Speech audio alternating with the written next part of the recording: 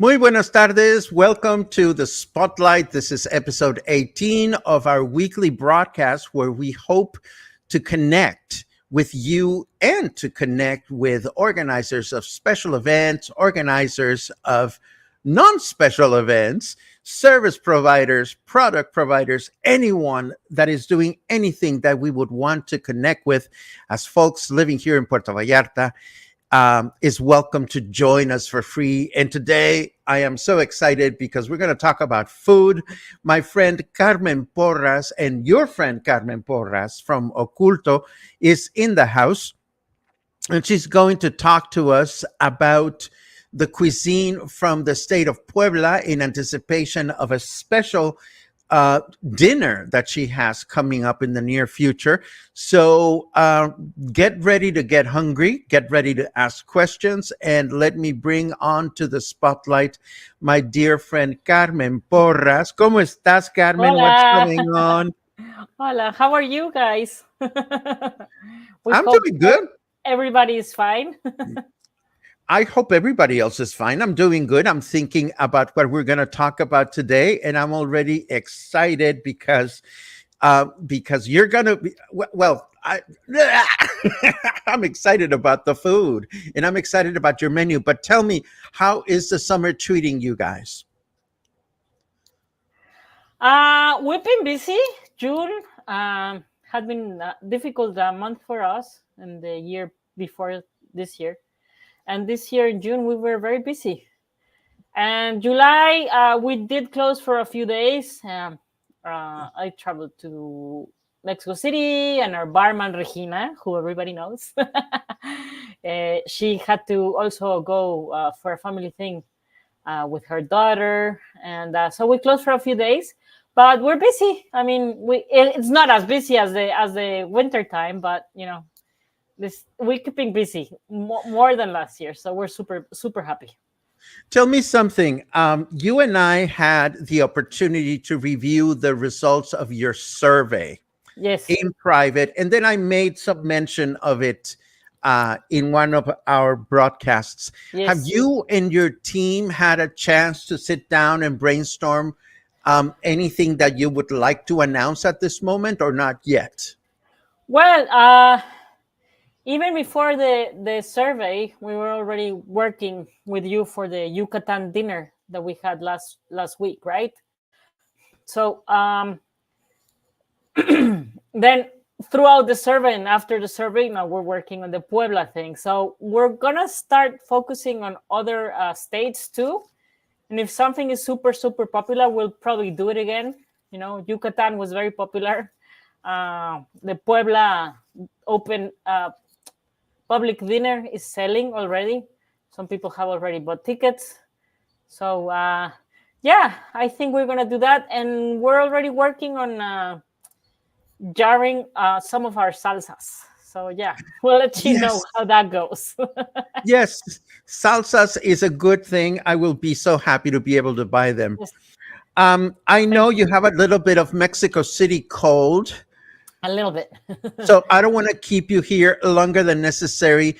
I want to let everyone know that Carmen has prepared this beautiful presentation called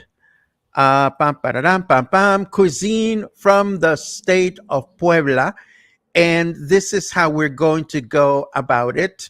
I'm going to go from one slide to the next. I'm going to read them so that Carmen can rest her voice. And then we're going to briefly discuss them. And as always, you have the option of asking any questions, and we will be so very happy to answer them at the end of the presentation. Are we ready, Carmen? Yes, we are. Okay, so here we go. This is the cover. Very brief history of cuisine from the state of Puebla. Just a small sampler, says Carmen. And we are going to go through the introduction, the context, then how the cuisine from Puebla emerged, then its evolution. And of course, at the end, we're going to talk about probably the most important or well-known dishes from cuisine in Puebla, which is Puebla mole or mole poblano, and chiles en nogada. Can you go back to the first page, please? Yes, ma'am. Let's see. Here we are. What's going on? It's like to point out right there. So, a very brief history of the cuisine of Puebla, the state of Puebla. Just a small sampler. I started researching, and there was a lot of information. And as you can see, Puebla State is landlocked, and it's in central Mexico, but it also has a northern part right there sticking out, like a little dinosaur head. That is right next to Veracruz, and that's the mountains next to Veracruz, and that's also a very different part of the state, right? But we're focusing mainly in the capital and the central part right here. So, and as also you can see, it's right next to Veracruz, which is the long state right there by the Gulf. And then it's between Veracruz, which was the main port in the colonies, and Mexico City, which is right next, that little tiny thing right there. So it's very important that we think of the geographical situation of Puebla. Okay, gracias. Okay. Do you have anything to add here? Nope, right there. Okay. Okay. Matanga dijo la changa. Here we go. And I read, Puebla was founded in 1531 as a Spanish colonial city, strategically located between Mexico City and the port of Veracruz. During the colonial period, the city became an important center of cultural blending, where European culinary established practices were integrated with local indigenous traditions. This cultural exchange is reflected in Puebla's Baroque architecture, famous for its churches and other buildings decorated with talavera tiles, which is a form of ceramic from Spain with Moorish roots, but made in Puebla. Yay. So right there, that's the cathedral in downtown Puebla City. You see it super enhanced by mapping technology, all those colors. But it's a beautiful cathedral, inside and out. So it's just a little example of how intricate Puebla architecture can be. Okay, so Baroque architecture. And also, as an interesting aside, this may not be interesting to everyone, but you know how I'm always taking the ETN bus to Guadalajara. There is actually an overnight bus that will take you from Puerto Vallarta to Puebla. Of course, you'll spend about 12 hours on the bus, so you want to medicate yourself a lot. But if you don't mind sleeping overnight in a bus, Puebla is actually one of the easiest cities to get to from Puerto Vallarta. And I just wanted to add that. Yeah, and it's super worth it. It's an amazing place to visit in Mexico. Yeah. Lista? Yes. Okay. And now let's take a look at Moorish Spain. After the Reconquista in 1492, Spain experienced a period of expansion and cultural transformation known as the Siglo de Oro, or Golden Age. This period was characterized by the flourishing of arts, literature, and exploration. Spain became a world power with vast territories in the Americas, facilitating unprecedented cultural exchange.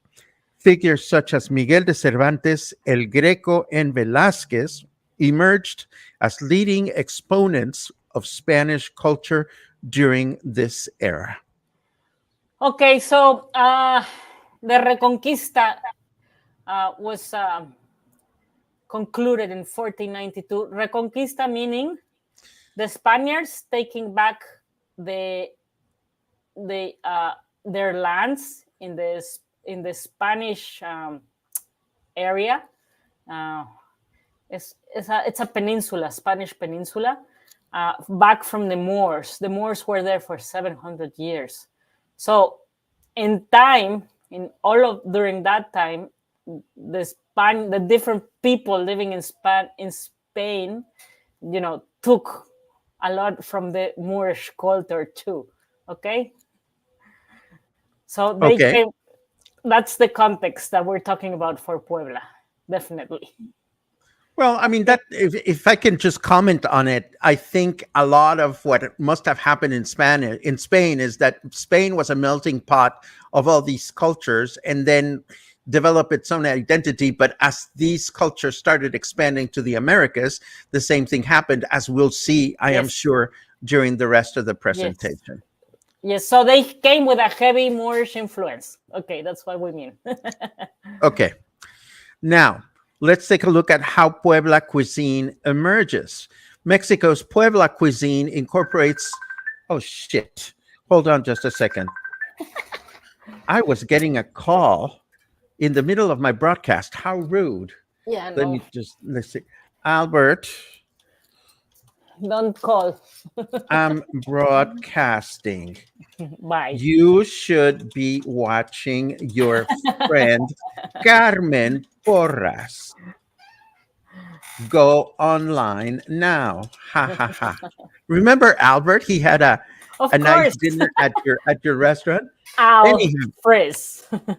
yes. Okay. Anyhow, Mexico's Puebla cuisine incorporates a unique blend of Spanish and Moorish ingredients, reflecting its history and culture. Among the most used ingredients of Spanish origin are wheat, pork, chicken, beef, olive oil, barley, oats, rye, olives, capers, walnuts, pears, apples, pomegranate, among others. On the other hand, Moorish ingredients inherited from the Arab occupation in Spain include foods such as rice, almonds, sesame seeds, coriander seed, and anise seeds. This combination created distinctive flavors and textures in dishes such as mole poblano and chile en nogada, representing the overall cultural fusion in Puebla gastronomy. See, I'm hungry already. You didn't have lunch? I did have lunch. Oh, here's Okay. Albert. Albert is like, so sorry. Hello. Hola, Al. Pinche Albert. So basically, that's what we're talking about. What was there already in Spain and what the Moors brought with them. So that was big part of fusion in Puebla gastronomy. And then if we go on to the next page, this is the other third of the of this um, fusion. Fusion. Okay, Yes. so we have the Spanish part and the Moorish part. And now we look at how the Puebla cuisine emerges. And it says here, in Puebla cuisine, Mexican indigenous ingredients play a significant role.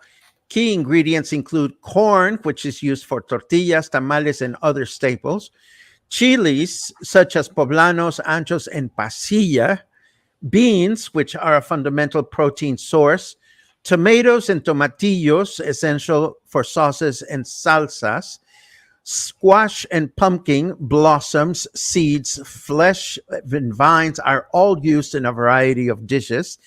Cacao for chocolate used in mole, hot chocolate, and other traditional recipes. And herbs like epazote, hoja santa, and what? Papa loquelite. Papa loquelite. I don't know that one. Papa loquelite. Guauzontle, which add unique flavors or are eaten as vegetables too. These ingredients, combined with Spanish and Moorish influences, create the rich and diverse culinary heritage of Puebla. So if you picture it in your mind, this already in that area of Puebla, and then the Spanish come with all that Moorish influences and their own thing. and it just becomes that melting pot that we were talking about. Yeah. I'm already hungry. Uh, Delicious. I am already hungry, and I want to go back to Wausontles later on because I just want to, but I don't want to get ahead of myself. Next one. Yes. Okay. This is the evolution of Puebla cuisine. I love that kitchen. And in fact, I don't know if were planning on talking about it, but this is a great photo Yes, of, it's a colonial kitchen. yeah, I think an original one that has been restored, but it shows you how the stoves were built with that little square where you would put the wood to be uh-huh, burned, right, before gas or anything like that. And also the metate, the grinding stone on the right, a little bit lower. yeah, And there's some big pots on top for the mole. On the left, there's some big pots for water or for beans. Yeah. it's it's a bit, beautiful. yeah, it's not huge. Uh, it might be a re, you know a restaging of an older kitchen, but Mm-hmm. it tells you a little bit of how they were set up.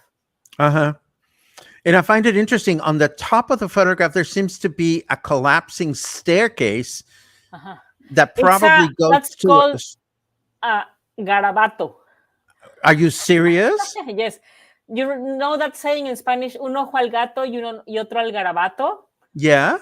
Okay, el gato could jump on the garabato because you would store some meats there. I had So, no idea so it's a that's where the storage word came from. thing. It's a storage platform. I love it. I Yeah. love it. Okay, moving on. Yes. It says here evolution of Puebla cuisine. The convent kitchens played a crucial role in the development of Puebla gastronomy. During the colonial period, convents were important laboratories for food production and creativity through recipe development. The nuns in the convents not only preserved European culinary traditions, but also incorporated local ingredients and techniques, thus creating new dishes that have become a fundamental part of Pueblan cuisine. I find this really interesting, if I may, because I've always wondered who spearheaded this evolution, whether it was the Mexican people that were already here, or the European people, or the religious people. And you seem to have answered my question. So a lot happened in the convents because Hmm. in the convents there were different kinds of convents, but some convents were accepting uh, only Spaniard women, right? They didn't have much options at that time to study. So either you were married or you became a nun. So That sucks. so a lot of them willingly went to the convent. They didn't want to get married. So and for other reasons, family reasons or economical reasons. There were many reasons. And in the convents there were specialized nuns, so some of them were sewing the clothes, some of them were in charge of maybe producing some of the vegetables and the fruits or the cheeses. Some of them were making the food for everyone to eat. So they were very specialized. Some of them were keeping the books, and administrating the convent. So the women, the nuns, the sisters that were in there, uh, in the kitchens, they also, some of them were very wealthy, and they had servants or slaves with them. They were sent to the convent with the servants and slaves, and some of the slaves were black, some of the servants were Indian. So there was just like even more of a melting pot in there, and it was a much more secluded, intimate, kind of the way they would be together there, and it really let them experiment with things that maybe the black servant or slave knew, or the indigenous one, and they started, putting things together. Yeah. That's fascinating. you know, my mother studied at a nun run school, Oh. and my mother was a prankster when she was a child. So I'm going to say this. I have a great anecdote about my mom playing bad tricks on cooking nuns. If you want to hear that anecdote and you are watching online, just write the word nun by itself, and I will share it at the end of this presentation. If you don't want to hear it, that's okay too. Moving right along. Mole poblano and chiles en nogada. What to know? Key points. Okay, so next. So next. Okay, here is good old mole poblano. Let us all enjoy this better view of this. That looks just yummy. So basically, this image depicts the plate in the middle with the sauce, the mole, Hmm. and with probably some chicken legs and some toasted sesame to make it pretty. Uh-huh. That's yummy. And then on top, you can see, starting from the left, some red Mexican rice that is Yes. traditionally served with mole. Then to the right is the piloncillo, that unrefined cane sugar that we also use in mole. It's all the ingredients that we use in mole around, right? Then Yeah. we have some pasilla peppers, some raisins right there in that other little pot. And then if you go below, there's some blue Blue corn corn tortillas. tortillas and some Uh-huh. almonds, and then some Yes. more peppers, which are like ancho peppers right there. And then on the left, there's some garlic, onion, chipotle peppers, and some cinnamon. There's only some of the ingredients are pictured there. Okay. Mm-hmm. Okay. Next. Next. Aha, this is my turn. Mole poblano baroque dish. I'm hungry already, Carmen. Why are you doing this to me? The true history of mole poblano begins in the pre-Hispanic era, but reached its complexity during the colonial period. Puebla, the cradle of vice-regal gastronomy, fused European techniques with 16th century Spanish customs using tools like the metate and molcajete. According to Ricardo Muñoz Zurita, Puebla was a collection center for colonial ingredients, becoming an epicenter of global flavors reflected in mole poblano.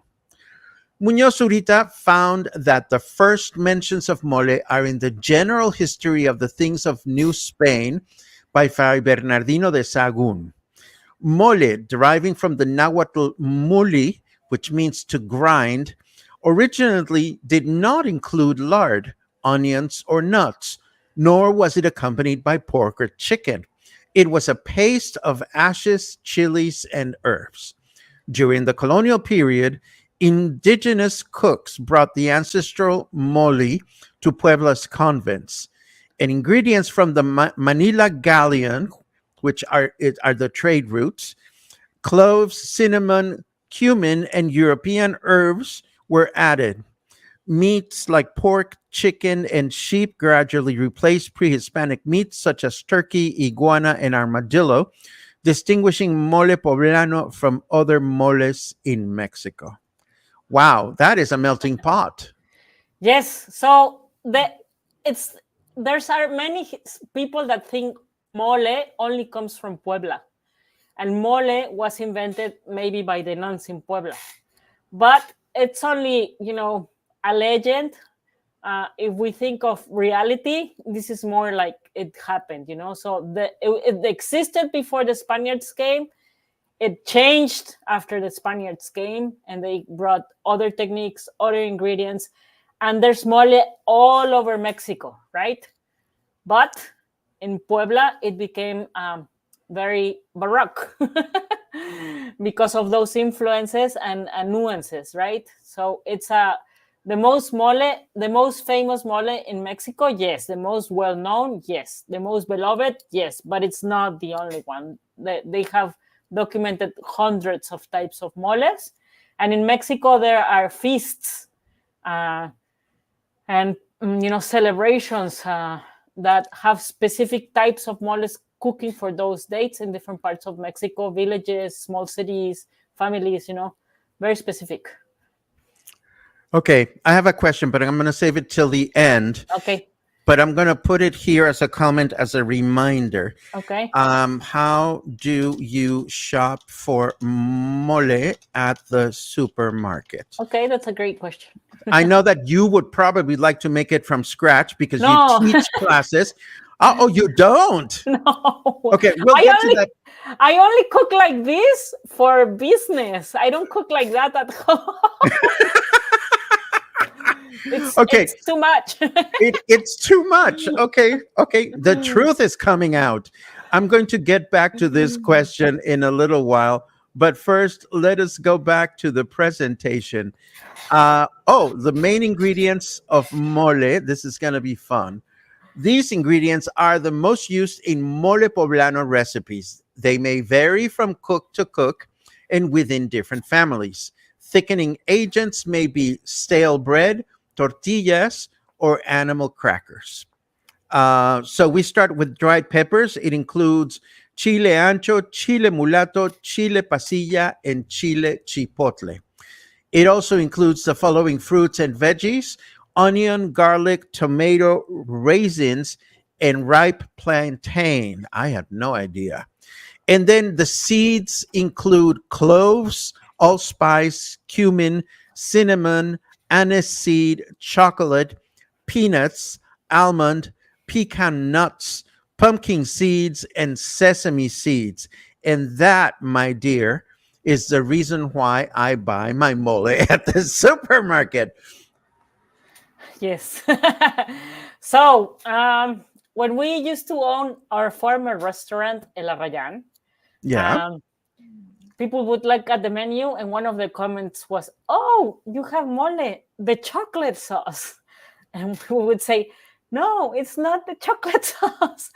And usually, at any given day at El Arrayan, we used to have 2 or 3 different moles. So we would bring out a sample of moles, so people would choose their main course with that specific mole. Chocolate is one of those misconceptions about mole. Not all moles have chocolate. Mole poblano does have chocolate, and is this particular kind of chocolate, which we say chocolate mexicano. Mexican chocolate is processed as chocolate and toasted, roasted, and then it's coarsely ground. And there's usually only cinnamon, sugar, and cocoa. It's very different to European chocolate, Swiss chocolate, and any Belgian chocolate, because of the process it has. It's a much more coarser, not as fine chocolate, but that's what we need in mole. And there's only a small piece of chocolate in a big pot of mole, so it's not the base for its color and its flavor. The color comes from frying. In this case, for mole poblano, we fry all of the ingredients. The peppers, especially, they give out a lot of color. So, I just wanted to say that. No, that makes perfect sense, and I'm glad that you made that that you elaborated on that point. See, also about the thickening agents that I mentioned up there. People in Puebla use those thickening agents, but also some of the other ingredients help thickening,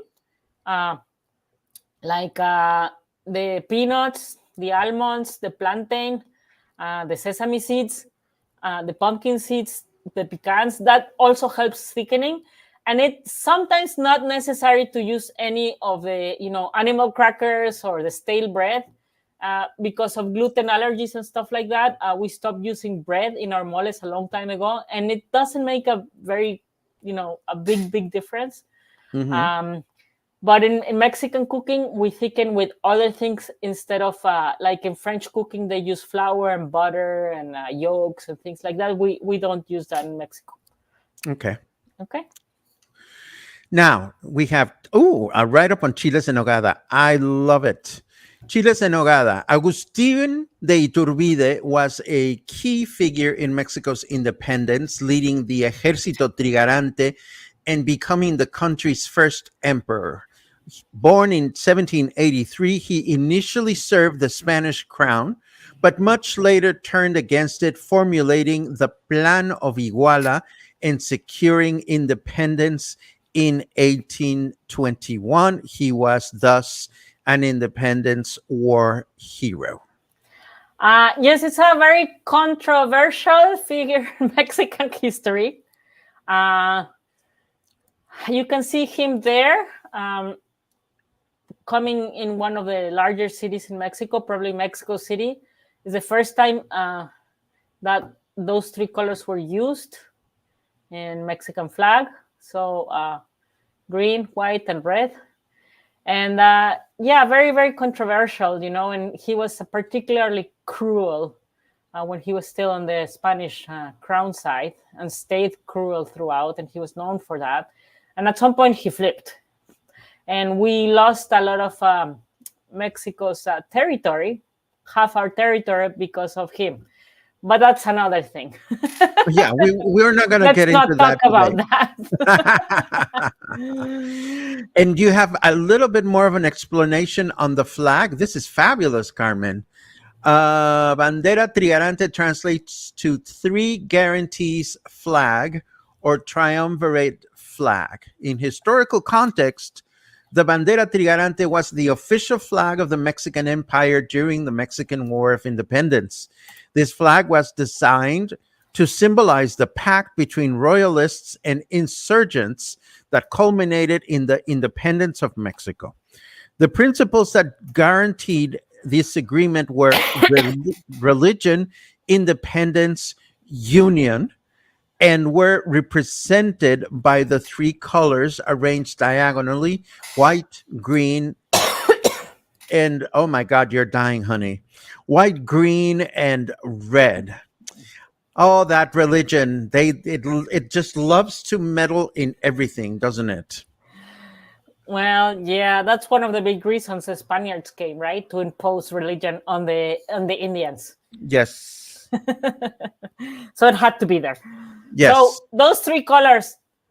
Now, if you go to the next image, you recognize the colors? Absolutely. Green, white, and red. Yes. Okay. Let me read this. It says here for chile en hogada, which is an emblematic dish of Puebla cuisine and a symbol of Mexican national gastronomy.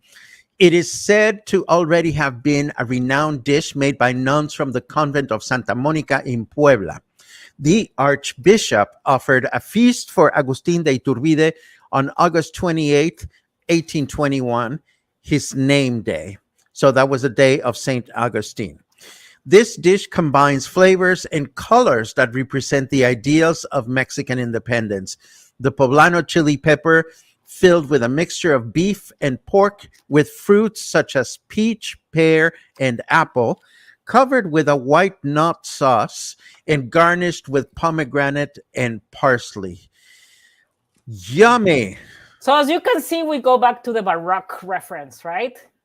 Can you there's references about chili peppers, poblano peppers, being filled with fruits already before 1821, like for 2 centuries before 1821. Mm-hmm. So this is a culmination of those nuns in the convent being so famous about their stuffed peppers, and the archbishop asking for that specific pepper from them. So they were probably did change a little bit their presentation and made it into those three colors because he was coming victorious from vincing over, how to say, ¿cómo se dice? Que ganaron a los españoles. Que ganaron a los españoles. Defeating the Spaniards. No, I mean, independence. This makes me think of something, Carmen, and I would love to hear your opinion. Maybe, actually, let me just quickly. Where's my mute button? Oh my God. This makes me think for a second.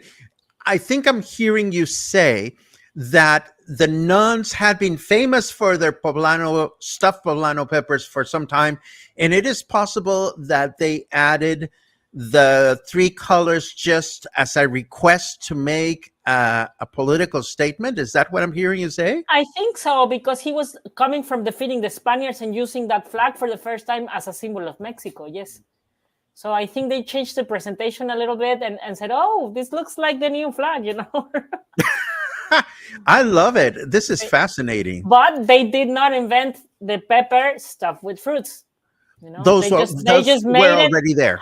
They just made it very, yummy, and they were famous for it. And the archbishop knew that and said, "Oh, you should bring your your peppers to the feast." But apparently, there were like maybe 15, 14 different courses served for Iturbide when that dinner happened, or lunch. I don't know what it was. Well, I don't know who to thank, but we love chiles en nogada, that's for Yeah. sure. Oh yeah. This brings us to the meat and potatoes, no pun intended, of why we are doing this. And let me just throw a ticker down there with your web page and your Facebook page. Of Perfect. course, we are doing this because Carmen and her team are featuring this amazing Puebla, My Love public dinner on Saturday, July 27th at 7 p.m. I'm going to read the menu. And then, Carmen, if you can comment more specifics on the menu, that would be great. Yes. The menu includes 3 pass around appetizers, which is the usual at Oculto. These are red chalupita with shredded pork, followed by green chile atole with baby corn, and then a soft taco in mole poblano. And then you will go to sit down at the big table and enjoy the starter, which is guauzontles, which is an herb vegetable with cheese in a tomato broth, exactly the way I like it. And then the main course, which is a chile en nogada stuffed pepper with knot sauce, red pomegranate, and parsley.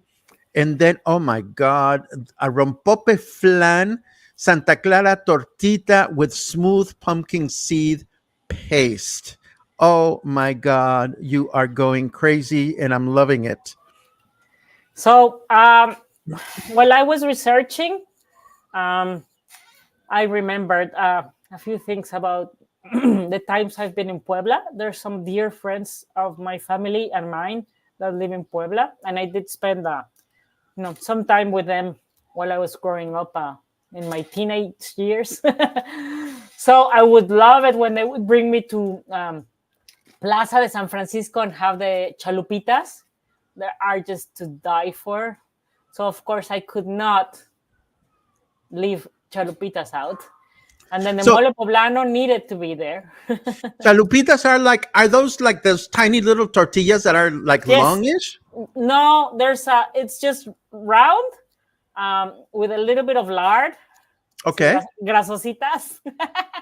Greasy. Love and it. then the shredded pork and the red sauce. And it's Yummy. delicious. A little bit Yummy. of chopped onions, and it's just delicious. And then the guauzontles is the herb vegetable. Quelite is one of those herb vegetables we have talked about before. There's aromatic herbs, but in Mexico we have quelites. So guauzontles is a quelite, and it's an herb that is not an aromatic herb, but we eat it as a vegetable. So it's called quelites is herb vegetable, and there's a bunch of them all over Mexico. Those guauzontles is from central Mexico, and it's very popular in Puebla. You know, when you first told me about your menu and I saw that you were going to include guauzontles, I got so happy that we had a special segment on Coffee and Headlines Yes. about the guauzontles. And I showed a video on how they're supposed to be eaten, which is, just passing the ramita through Yes. your teeth and We will extracting. we will make it a little bit easier on everybody. Oh, I no. promise. I'll make yours with a little bit of branches, but for everybody, I'm gonna make it a little bit easier. I think you're being too kind. It's a messy thing, and everybody should go through the mess. No, no, Okay, no. please continue. I didn't mean And to then interrupt you. the chile en nogada, our second Baroque dish, chile en nogada, which is a stuffed pepper with pork and beef, plantains, apple, pears, uh, what else? Peaches, uh, almonds, raisins, and then this the nut sauce with a little bit of sherry wine, and the pomegranate seeds and parsley. So it's not going to be a huge chile nogada because it's a big dinner, but you will have that as your main course, served on its Yummy. own. Yummy. There's no side dish, nothing else on the plate. It's just the main course like that. The chile nogada. See? Another thing I want to say about chile nogada, the sauce is called nogada because it's made with nueces. See, it's similar, but it's not the same as Nogales. Nogales is a city in northern Mexico. So it's not chiles en nogales, it's chile en nogada. Okay. Oh, wait. Time out. Are you suggesting you've had people ask for chiles and nogales? Well, I suppose it's an honest mistake, but I I'm know, glad that's that why I'm saying there's a and difference. I think we're here to create healthy, useful connections for people that love our country. So this is Exactly. wonderful. It's a big difference. Yes. Okay. And then the dessert, rompope is a reference to a drink. It's a drink that the nuns make in the convent still. You can find it in supermarkets now, but it usually has a nun in the label. And it's basically, it's similar to eggnog, but with rum. And it's sugar and egg yolks and milk and rum. And it's cooked, depending on how fast you want to cook it. Qué and vaca loca. and then the Santa Clara tortita, it's one of those confections that was also came from the convents, and because pumpkin is also from the Americas, it was a first thing that they invented in the convents to make something so fine with the fat in the pumpkin seeds and put it on a crispy base for that cookie, and it's one of those famous confections in Puebla.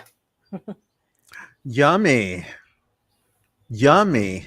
And then of course we have the this is a beautiful landscape with is that's a popo, right? That's the Popocatépetl. Well, yes, Puebla. If you're in Mexico City, you will see the volcanoes to the east. And if you're in Puebla, you will see the volcanoes to the west. So it's on the other side of the volcanoes towards the Gulf of Mexico. Yes. I think this image is Photoshop, but I thought it was a beautiful image. And that's the Popocatépetl, El Popo, yes. Yes. And that church is in Cholula. And it's a famous church because the base, all that hill that you see below it, Uh-huh. is the largest base of a pyramid in the world.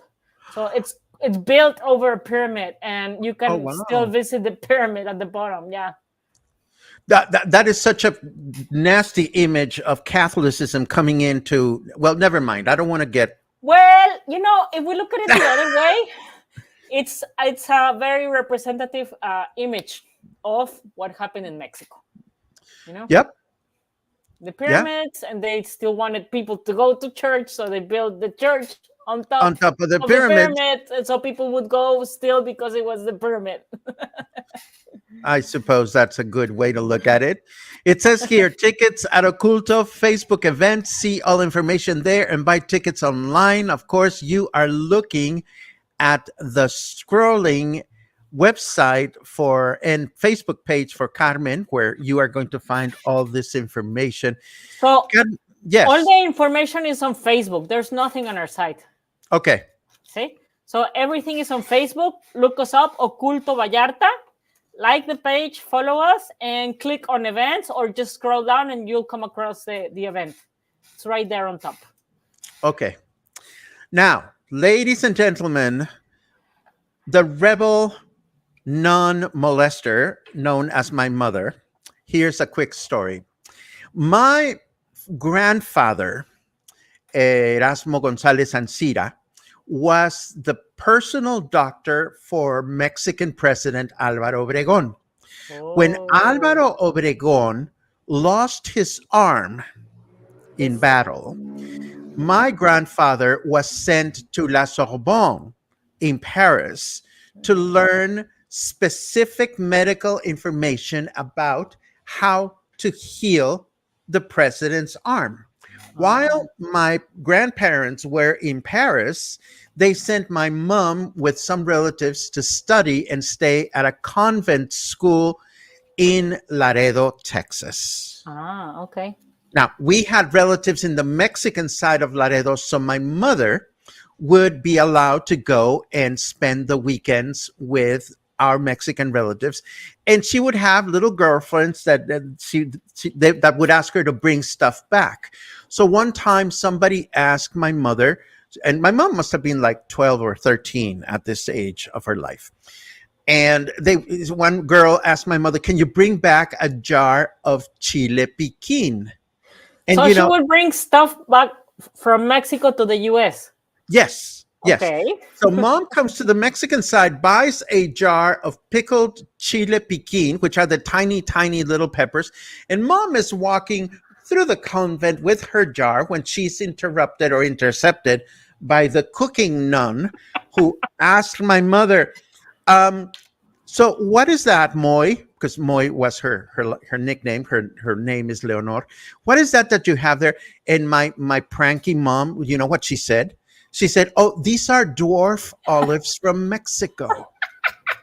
And the nun said, "Oh, that looks tasty. Can I have a taste?" And my mother said, "Sure." So the poor nun went and grabbed a spoon, a soup spoon, put it inside of the jar of very spicy peppers, and ate the whole spoonful of peppers in one gulp. Mom was almost kicked out of school that day. And that's the end of my story. It's a very funny story. I thought you would appreciate that. I would have loved to see that nun's face. Oh my God. Can you imagine? My mom, whenever she would tell the story, she would say that her face just got red, red, red, and big, big, big. Let me take a quick look at the comments, Carmen. This has been so amazing and so much fun. I love learning about Mexico things. There's a lot of hellos here. I see yummy salsas. I see. Oh, I now understand. Albert was confused looking for a place to stay in July. I can connect with you right after the broadcast, Albert. Sherry commented on the blue tile in that cocina. Do we know, Carmen, why Talavera is usually blue? Do you have an answer for that? I don't. I don't. But there's all colors of Talavera. Very popular and very famous. The blue one on white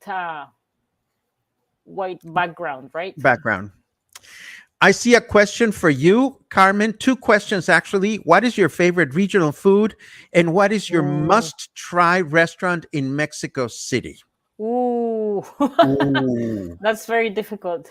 I must say, not because we're doing Puebla, I must say, always since I was little, probably chiles en nogada was one of my favorite dishes ever.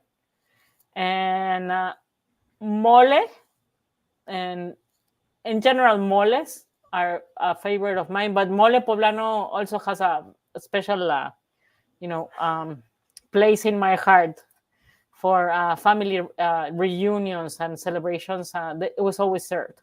So it's a celebratory dish, also mole, right? Mm-hmm. And And in what about Mexico City, yes? oh my God, And I happen that's to know very because hard. Mark is leaving with his wife Linda. They're going to be staying somewhere near Paseo de la Reforma, if that helps. Uh, okay, I'm thinking of a place. Should I write it down? Uh, yes, just write a comment. Okay.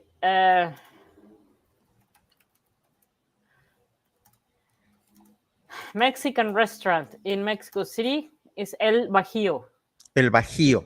but you should go to the original one. Take an Uber to the one in Avenida Cuitláhuac. Avenida Cuitláhuac. Tláhuac. And um,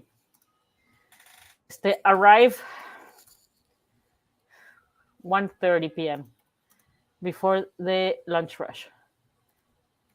Because Mexicans, we have our lunch a little later. That's a great See, idea. just check which day of the week you want to go. Check it out on Google or Google Maps. Check out the day that you want to go, but go a little bit earlier. Yeah. Excellent. So it's right And there. now, and now there is my question: how do you shop for mole at the supermarket? Because I know how I shop. There's the little Tetra packs, but I'm always intrigued when you go to like where they have all the jamon and the queso and all So that stuff. They have these big jars, these big containers, and you can buy it by the weight. those ones are actually pretty decent. Those pastes Uh-huh. and the or powder by the weight.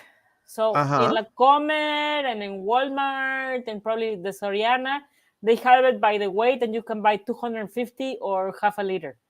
And it's usually a powder or a paste. So and if you go by the Tetra bricks, they also say mole Maria. That has a lot of fat. Don't get that. It's a lot of vegetable fat. That's how they make it cheaper. It's famous because when we Mexicans travel, maybe that's the mole we take with us and visit some Mexican that wants mole. That's the easiest one to take. Um, but it's not the best quality. They just make it cheaper by adding fat. So, and now I have seen over time in the last maybe 6 years, in Walmart and in La Comer, probably in Soriana, they have other more traditional smaller batch moles that are artesanales, artisan moles. Uh-huh. So in Walmart, I bought one that is jiqueño from Jico, Veracruz, and that's delicious. It's super fruity and delicious. Mm. In La Comer, in the gourmet sections, there are some moles that come in paste or in powder form in a very beautiful packaging. One by La Comandanta, that's a great mole, and there's one from Oaxaca or from Milpalta also. So if you don't find them, just ask for the people attending the place. And I just discovered this great mole in Mercado del Mar in Cinco de Diciembre, and it Neta? comes from Guerrero State, from a Oh, town that is renowned because a lot of families, their business is making mole, and they even export it to the States, and it's a wonderful mole. I just had it 2 days ago, and it was yummy. delicious. It was delicious. It comes in a paste. It's from Teloloapan, Guerrero, and it's sold in the chicken shop where they sell chickens Uh-huh. in Cinco de Diciembre market in Mercado del Mar by the large fish vendor. There's a chicken shop, Fresh Chicken, and she Mm-hmm. sells that mole. One is spicier than the other one, but she will let you taste it. We had the one with sesame seeds, and it was amazing. It was really, really good. So let's hold our viewers' hands just a little bit and dive in ever so slightly. So you got home, you have your paste that you bought in a little plastic chingadera container. What do you do with it? Do you With just add water with or chicken no, broth or I usually have homemade chicken broth. I do have that. um, but you can use water. And what you do with the powder of the or the paste is that in a warm pot where you're gonna be cooking your mole, you kind of saute your mole paste. It goes a long way. So if you get a small container, don't use the whole thing because it goes a long, long way, and you will have liters of mole, right? It's very, very concentrated. So what you do is you kind of warm up a little bit of olive vegetable oil, corn oil or sunflower or something like that, or lard, a little bit of lard. It gives a lot of flavor to it. And you saute the paste or the powder. And then you make sure everything has been, don't burn it. So it's low to medium heat. Mm-hmm. It will become softer. And then you saute it for a little bit until you feel all the goodness from all the ingredients coming out. That's when you add the liquid. Oh, yes. And you can add water, or if you have chicken stock, it's even better. I love it. And then you just make sure to keep it, at low to medium and stir. And wait until it has all those thickening agents, so it will become thick at some point. And just keep, make sure it doesn't stick to the bottom. You need a thicker bottom pot so that it doesn't burn and distributes the heat evenly. Excellent. Or you can come to a cooking class and learn how to make with mole Carmen. poblano. Yes, I think that's great, and I hope that you will let us know when your next cooking class is coming up. Of course. Thanks, Carmen. A 5-star presentation from Rene Biondo. Betsy, who has gone to El Culto recently, says thank you both for a wonderful spotlight.